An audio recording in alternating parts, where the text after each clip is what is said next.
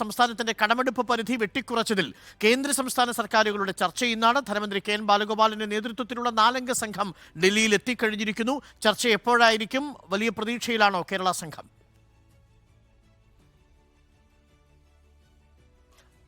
അരുൺ, വളരെ നിർണായകമായ ചർച്ചയാണ് ഇന്നിപ്പോൾ ദില്ലി കേന്ദ്രീകരിച്ചുകൊണ്ട് നടക്കുന്നത്. വൈകിട്ട് 4 മണിക്കാണ് ഈ ചർച്ച നിശ്ചയിച്ചിരിക്കുന്നത്.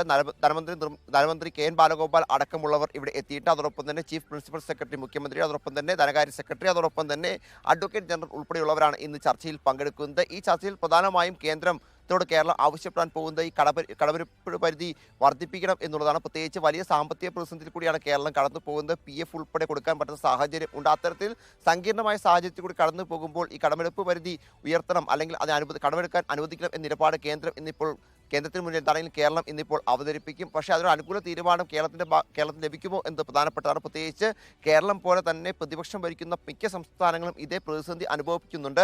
കേരളത്തിന് മാത്രം ഒരു ഇളവ് നൽകി കഴിഞ്ഞാൽ അവരും കോടതിയെ സമീപിക്കും എന്നതടക്കമുള്ള ആശങ്കകൾ കേന്ദ്ര സർക്കാരിന് ഉണ്ട് എന്നത് യാഥാർത്ഥ്യമാണ്. പക്ഷേ കേരളം വളരെ പോസിറ്റീവായി തന്നെയാണ് ഈ ചർച്ചയെ കാണുന്നത് എന്നാണ് നമുക്ക് അറിയുന്നത്. പ്രത്യേകിച്ച് സുപ്രീം കോടതിയുടെ ഇടപെടൽ ഈ വിഷയത്തിൽ ഉണ്ടായതുകൊണ്ട് തന്നെ ഒരു അനുകൂല തീരുമാനം ഉണ്ടാകും എന്നും കേരളം വ്യക്തമാകുന്നു. പ്രത്യേകിച്ച് മുൻകാലത്തെടുത്ത കടം കണക്കാക്കി ഇപ്പോൾ ഈ കടമെടുപ്പ് പരിധി നിശ്ചയിക്കുന്നത് ഒട്ടും അനുകൂലമാകില്ല എന്ന നിലപാട് കേരളത്തിനുണ്ട്. ഇതടക്കമുള്ള കാര്യങ്ങൾ ഇന്നിപ്പോൾ കേരളം എന്താണെങ്കിലും കേന്ദ്രത്തിന് മുന്നിൽ അവതരിപ്പിക്കുകയും ചെയ്യും. സുപ്രീം കോടതി തിങ്കളാഴ്ചയാണ് വീണ്ടും ഈ കേസ് എത്തുന്നത്. അപ്പോഴേക്കും ഒരു അനുകൂല നിലപാട് ഉണ്ടായിക്കൊണ്ട് പ്രശ്നപരിഹാരത്തിലേക്ക് പോകാനാണ് കേരളവും ആഗ്രഹിക്കുന്നത് എന്നാണ് നമ്മൾ മനസ്സിലാക്കുന്നത്.